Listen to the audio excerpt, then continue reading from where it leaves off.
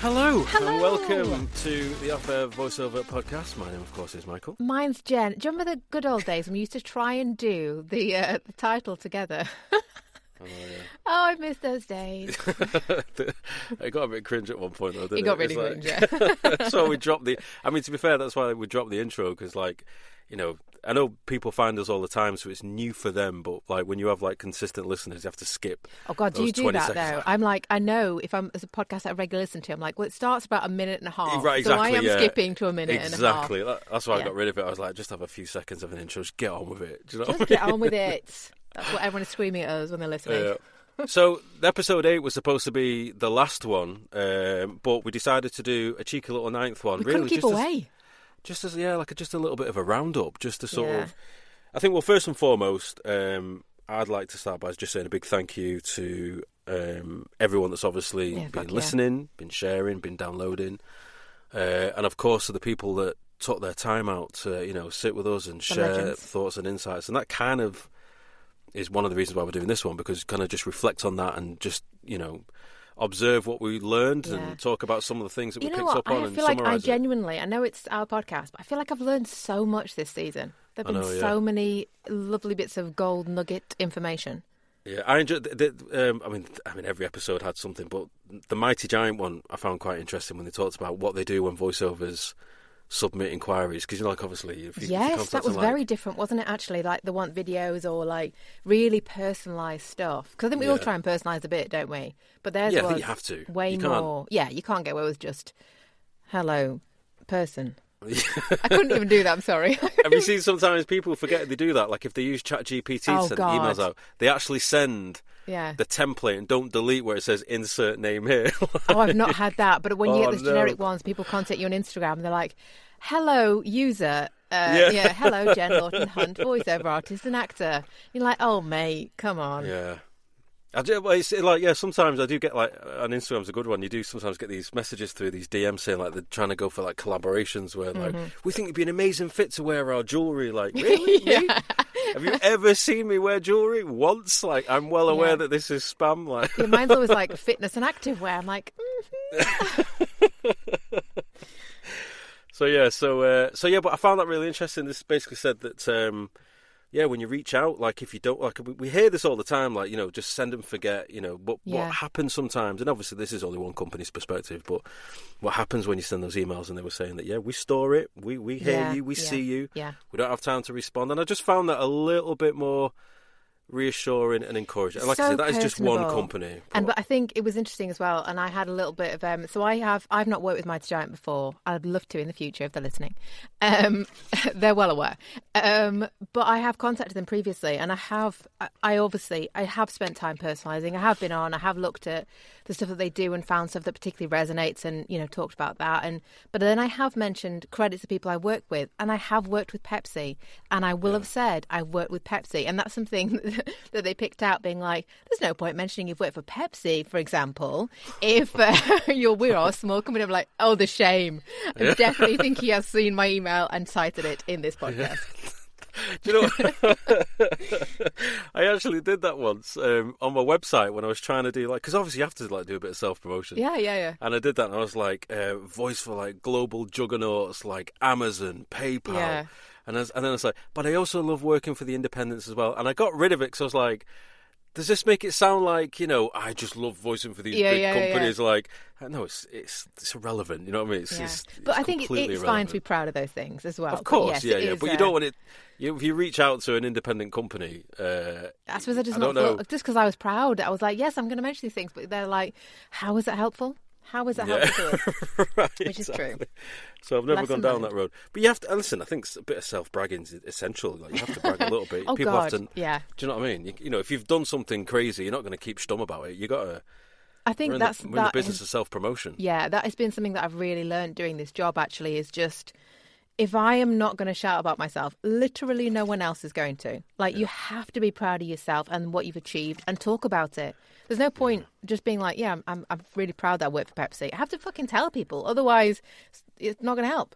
Yeah, well, I had a bit of a situation yesterday on LinkedIn. Not situation, that's probably the wrong way of phrasing it. I posted on LinkedIn yesterday. So that job, I've got, there's a TV commercial coming out for RNIB. Yes. And they contacted me through my site. It was the first time I worked with them. And we had a wicked session. Like, it was just wicked. And everyone got on really well. I gave them everything they needed. We did various takes, did different options. It just went great. And off the back of that session, I got an email off the producer on it, Alex. And she just sent me this really, really lovely email, just like saying how much she liked working with me. And I screenshotted it. This was about a week ago. And I screenshotted it. And I just sat on it. And I thought... And it was one of those situations where I thought, I'd love to share this because I want potential clients to see this is what people who work with, right? Yeah. But in my head, I was like, is it just like, oh, piss off, you brag? Yeah. You know what I mean? But that's not what it is. So anyway, yesterday I made the decision to post it. And I did clearly say that, you know, my objective is to make people who work with me feel like it was an easy and enjoyable experience. Yeah. And this email I got from a client just reinforces that. And I just had to just strip away this overthinking nonsense of like, it doesn't... Because you're going to get some people who maybe aren't having a great time and will see stuff like that and probably just like, oh, yeah, go away. I think we're all guilty of it in some capacity. Yeah, scroll past that. But you just have to sort of... Yeah, you just have to sort of just push that to one side and go, look, we're all on our own individual journeys. We have some wins, we have some lows. Yeah. But also, I think when you do have a good moment, share it proudly because this is beneficial to your business, not your ego. Yeah. This is about what's beneficial to your business. And, you know, I shared this little thing and, you know, people were quite kind to reach out. Yeah.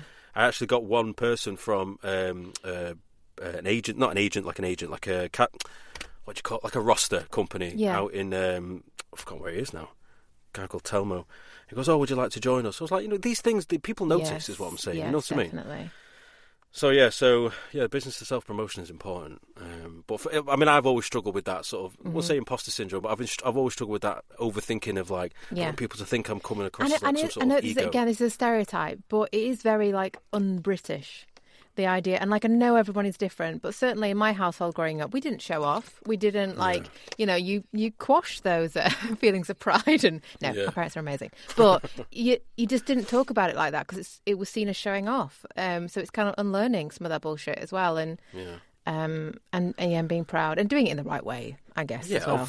Of course, absolutely. I mean, it's like what we do with the voiceover of the week thing. I think it's just something we, you know, decided to put together just as a way of saying, you know, it is largely quite an isolated industry, and I think sometimes it's nice to someone just to go, you know what, you're doing really great. Yeah, and God. And as much as we'd love to pick so many people, we can only ever pick one, and it's relevant to what we see online. You know, there's many times we've scrolled and we saw something, oh, that would have been a great one as well. So, you know, but it's all done for the right reasons. Yeah, but I also want to add, there have been times when we had like scrolled for hours trying to find anybody's posted work because we really struggled.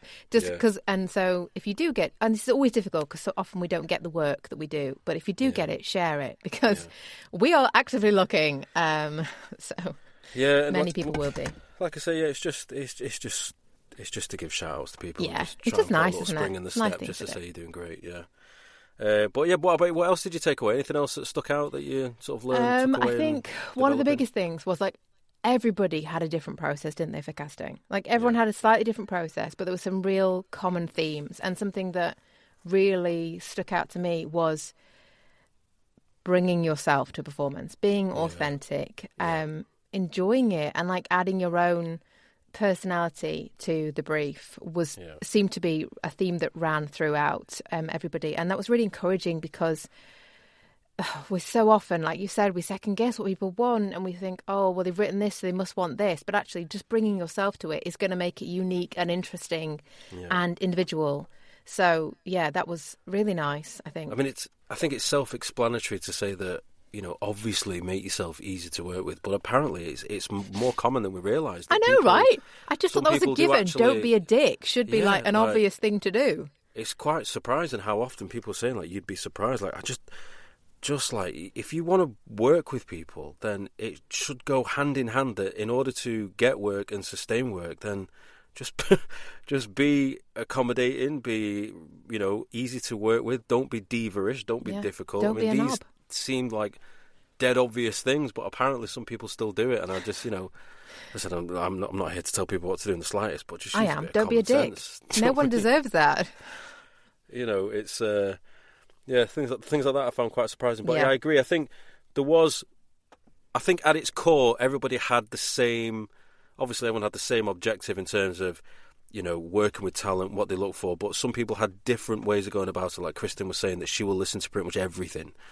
Every person, but not everything. Yeah. I've forgotten. Was it Donald that said that they'll listen to it? No, it wasn't Donald. Was it someone else that said that they listen to a little bit, and if it's not right, they'll move on? It's the same as Kristen. So they're both of those two people listen to every single audition, but not all of it. So they listen to the first few seconds, and then they can tell them not if it's wrong, and then they might skip on to the next take, or they might move on to the next person, depending on how many takes people have sent. But so it's just about listening to the brief, listening to what is being asked of you. Yeah. Do that, and then by all means try something that's a little bit more creative, but stick to what they've asked for. Yeah, stick to the world of the casting.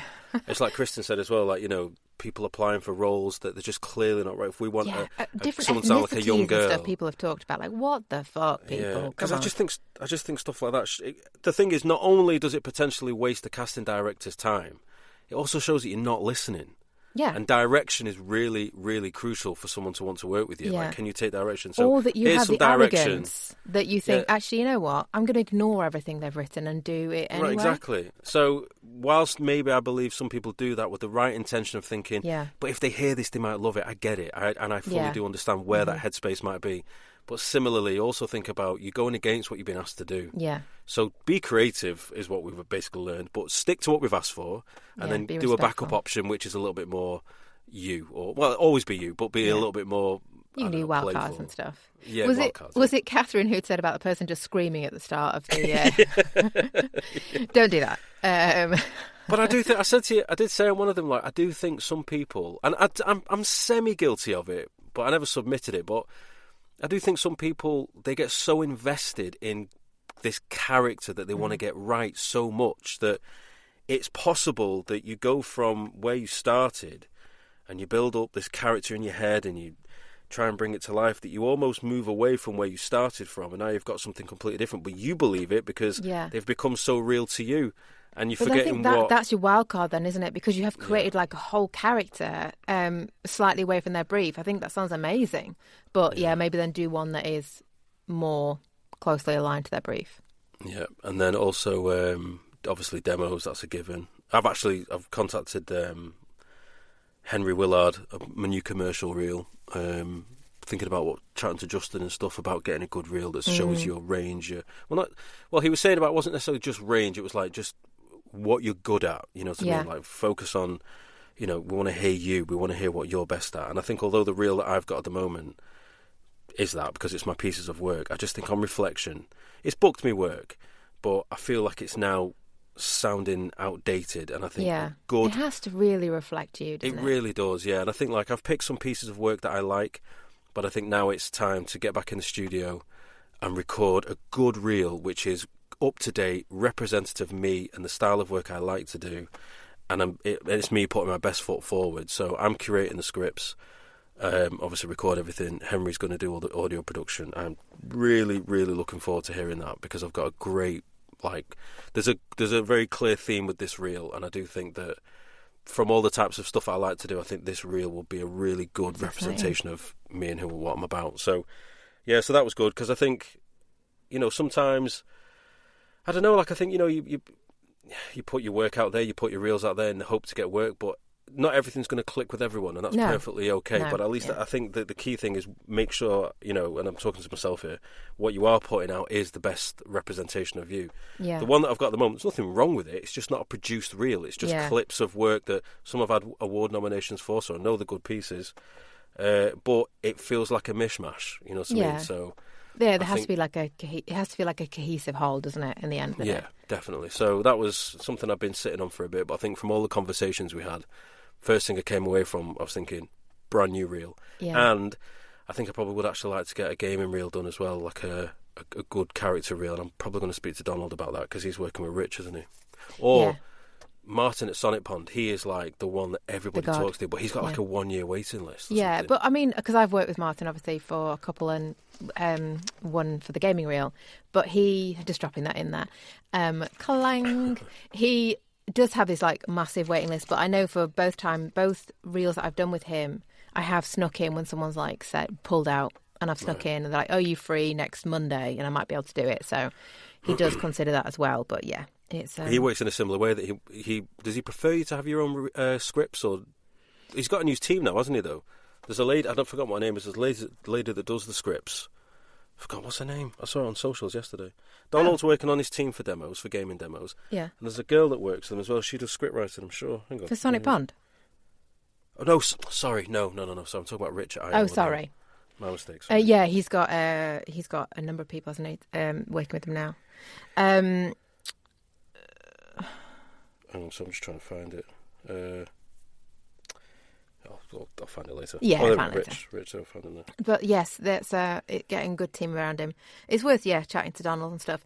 It's Frankie Wakefield, she's a writer, and Emily Jardine's a voice director, and Donald's a voice director as well. So and Diane Perry certainly has done direction for them before on animation stuff, and she's phenomenal. Yeah, so I think that's going to be my direction for a gaming reel, definitely. Next. Yeah, and I think one of your biggest things has been like not feeling like you can do many different characters and stuff, and I think certainly Donald will help draw that out. But like Kristen was saying, it's about like animation or character work. It's getting coaching as well, isn't it? Making sure that you've got a really clear idea of who your characters are. Yeah. Improv as well. That was a big one. Yeah, I miss improv. I've never done improv, and that was a big takeaway. I was like, I didn't realize. I mean, obviously, I'm well aware of it, but I just didn't factor in of how important that would be as part of your voice acting career. But it's one of those things where when it's spelled out to you, you think, of course, like, shit, that would be helpful, wouldn't it? To be fair, quite a few of these things, like, I guess you just exist in your own bubble, and I don't want to go as far as say you believe your own bullshit, but you do live in your own little bubble, so then you do think you're doing things, and it's only when somebody goes, you really need to do that, and you're like, yeah, of course you do, obviously. Like, why have I not done that? Why have I not been doing that the entire time? I think I found it quite hopeful. A lot of most of the conversations, I came away being like, yeah, I could get cast by that person if I'm doing X, Y, and Z, or there was no one that I really felt like, oh, well, that door is closed to me. And I think, or just us as a group of voice actors, I think it's just about making sure you've got the best things in place. But yeah, so I felt a bit like, yeah, fuck it, let's do it. Yeah, I agree. Actually, speaking of that doom and gloom, one very common theme was AI is not taking jobs. Yeah, definitely. Really not taking jobs. Yeah. It's taking some jobs, but not the voice acting jobs. But the core acting side of our work, no, it's not taking it at all. And you think about what Rolf was saying as well. They've had 11 labs, a partnership with 11 labs of some capacity on their platform for 6-7 months. Yeah. And in that time, what did he say? Like three or so. Yeah. People bought 11 labs, and a couple of those were people just using it for a joke. Yeah. So there's this software readily available on one of the biggest casting platforms, and no one's buying it. And but I think, we can't deny that both Bauer and Global are using AI for some of their ads and stuff. But I think there's, from talking to the people who work there, they want that to be a tiny, tiny portion, don't they? If anything. So they are still definitely advocating for voice actors. And I think we just have to keep that in mind, that the producers and casting directors and directors are still advocating for us, and engineers. Like, they don't want this in the same way that we don't want it.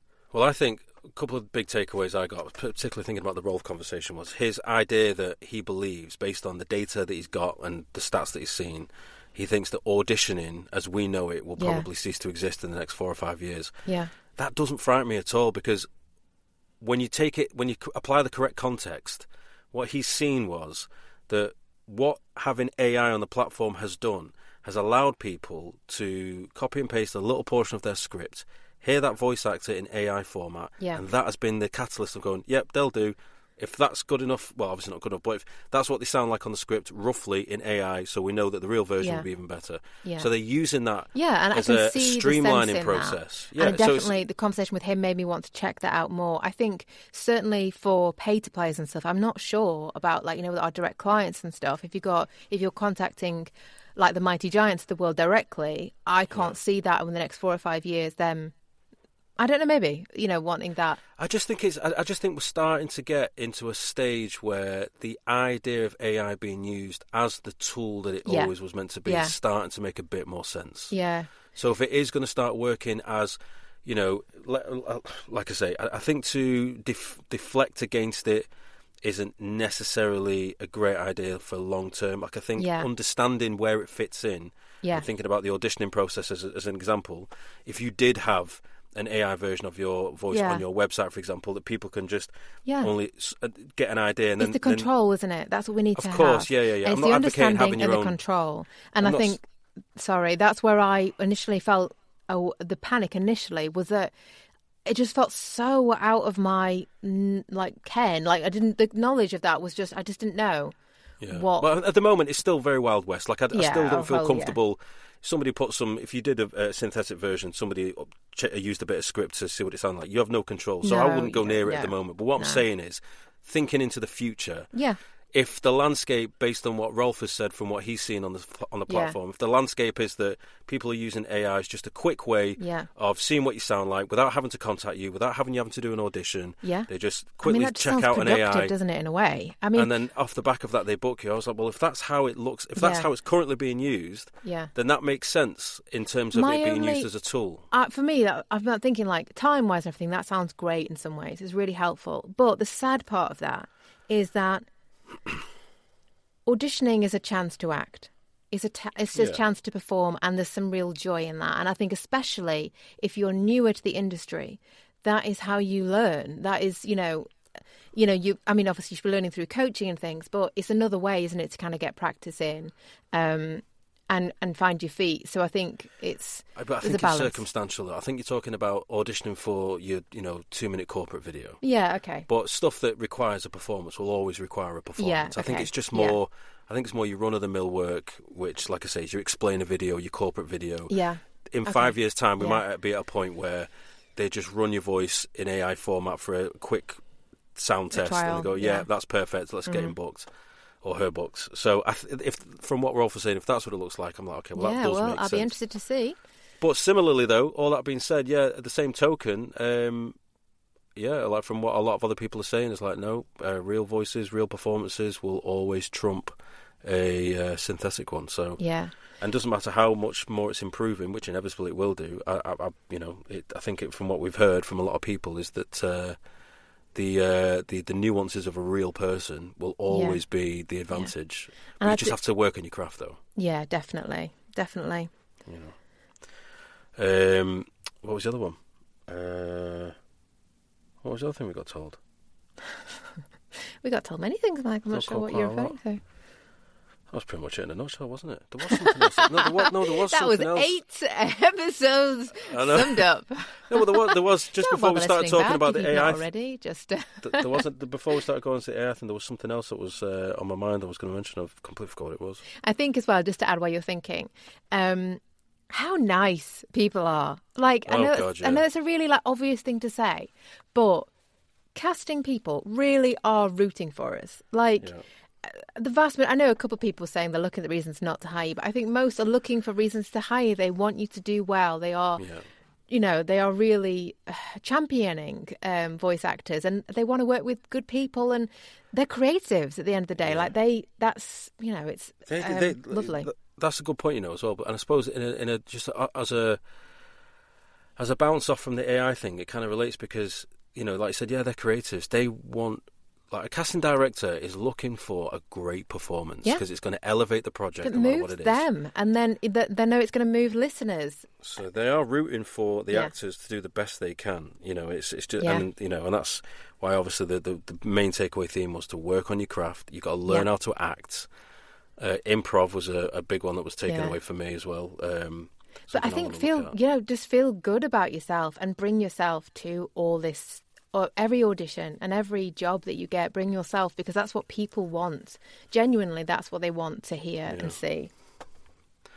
Yeah, and I think it's exactly that. I think it's a competitive landscape. It always will be. But there's there's a saying of hard work beats talent. I love that saying. I love it. Yeah, I think because it's true. You know what I mean? Talent obviously is talent, but but putting the hard work in can take you so many places. Yeah. And like what Kristen was saying, that it can be difficult working for Disney. You need to be with an agent, but it's not impossible. Yeah. And having an online presence, be found, be seen. Be searchable, be seen. Yeah. all these things you can do just to show up. Donald saying about like actually hiring someone because he'd seen something he'd put on social media. Yeah. Jesus, that was a kick up the arse to get posting again. Yeah, it was. And we sit here and say this. I'm guilty of this. Like, I have a couple of ideas that I've got backlog of things that I've not done that for. Oh my word! Like, planned. I've got two things that I'm actively working on, which I'd love to try and get out before the summer ends.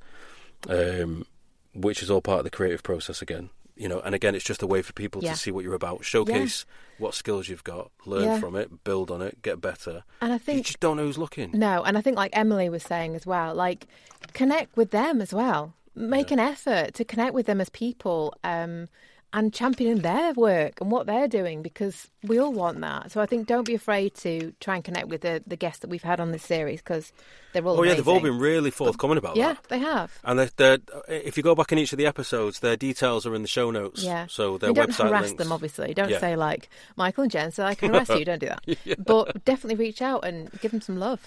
They deserve it. Get an email off people in Can you remove my details, please? You just take that email address off your show notes, please. Thanks very much. But we got to do it. We've got to hustle. Got to do it. I thoroughly enjoyed it. I thought it was a great. It was Jen's idea to do it all about casting, and at first I was like, is there enough legs in it? But I couldn't have been more wrong, and I'm so glad we went with it. I think it was a great idea, and. It's been I've really enjoyed it. The people have been fantastic and so generous with what they've shared with us, and I feel like there have been loads of things to take away. So if you've missed any episodes, do go back and listen, and obviously review and like and share, and I'll be like the T's and C's. Shout about it. And Michael's already covered this, but huge thank you to everybody who has reached out and shown the podcast some love, because it's terrifying sometimes putting this out there and just hoping that people resonate with it. And you guys are just fucking amazing. So thank you so much. Yeah, we've seemed to have... I think obviously it helps when you've got, like, when you have some guests on and they maybe post it on their thing, socials, gets No, we need all the credit, Michael. It's not about that. But we've seemed to have accumulated quite a lot of new listeners for this season through different platforms like Reddit and Discord and stuff. So... thanks for being here. We're glad to have you. And we hope you stick around for the fourth season. Yeah, the fourth season. You've already announced, haven't you? But what I was going to say as well, before we go, is if there's anyone that you want us to try and reach out and talk to, please let us know. Like if you think, oh God, I really would love to talk to X, but I'm too nervous to reach out myself, let us know, because we might be able to do it on behalf of a number of us. Yeah. Because we've had a few requests about people asking to come on, but because we'd already wrapped up the third season. Yeah. We've had to just say we know everyone's booked in and done. Yeah, I think like if people want, if they want us to try and reach out to a particular casting director or a director or something like that, then we'll do that on other people's behalf. Yeah, I think the key thing is really just to lay it out. The only issue is, and it's the same way we've had people who've contacted who want to come on, is that because we had a theme, that maybe that person didn't fit within the theme, so it was not right for right now. And it's in the same way if people reach out saying, what about this person? It could be the same thing. So please don't be disheartened if it doesn't happen. It just might not fit with it. We're not quite sure where we're going to go with the fourth season in terms of a theme, but I think the idea of keeping with the theme is a good idea because it shows consistency across the season. Jen's even said about carrying on with casting, which I don't think is a terrible idea, but I think we've kind of done it now. Well, there's so many casting people out there. I know, but I think there's... Anyway. I think there's a lot more to unpack outside of the typical voiceover style format. I think we can go off the beaten track a little bit and still bring a lot of value to the voiceover career without having to do a rinse and repeat process. So that doesn't make much sense now, but it will do when we get going. I'm glad it will to you because it doesn't to me. Just trying to think outside the box a little bit. Yeah, I know. Just do something a little different while still making it hyper relevant to voiceover. Yeah. And your business. Okay. Jen's looking like, what on earth are you going on about? I don't know, Jen. I'm making it up as I go along here. You're practicing your improv. You're practicing your improv skills. Okay. Look at this. Exactly. And I'm saying yes, and that's a good improv thing. And I'm just practicing. Imagine what I can do when I'm trained. Like. Oh, it's been a lot of fun. Oh, I'm kidding. We've loved it. So this is just a little impromptu thing. So once again, thanks very much to every single one of you that's been on board. And I guess if anyone's going to Vox, if it's on, and nothing's been announced, but if it is on, I'll be going. Maybe Jen might be going, but I'll definitely be going. So maybe see you there. Yeah, excellent. And until then, I guess we'll see you for season 4. Bye. Thank you. All right, folks, bye. Take care. Bye bye.